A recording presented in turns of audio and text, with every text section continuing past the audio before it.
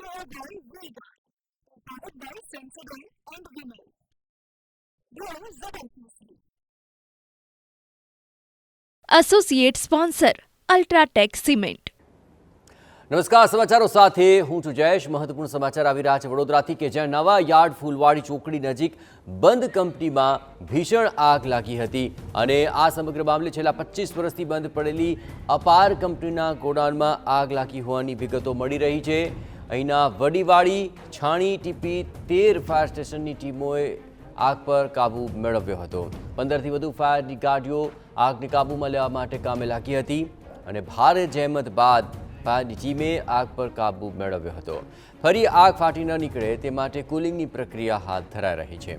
આ આગની દુર્ઘટનામાં હાલ કોઈ જાનહાનિના સમાચાર નથી, પરંતુ ગોડાઉનની અંદર બેડશીટ ફોમ મટીરિયલ હોવાથી આગ વધુ પ્રસરી હતી. આગને પગલે ગોડાઉનનો સ્લેબ પણ બેસી ગયો હતો. તો ભીષણ માત્રામાં આ આગ લાગી, પરંતુ હાલ આગ પર કાબૂ મેળવી લેવામાં આવ્યો છે અને હાલ કુલિંગની પ્રક્રિયા ચાલી રહી છે.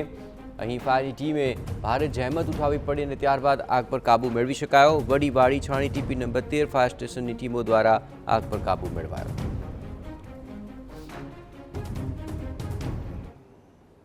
7 થી 8 ફાયર હાઉસર્સ અહીંયા સ્ટેન્ડ બાય સ્ટાફ સાથે છે અને એને કંટ્રોલ કરવાની કામગીરી હમણાં ચાલુ છે. સર, કયા કારણસર આગ લાગી હશે અને શું અહીં વસ્તુ?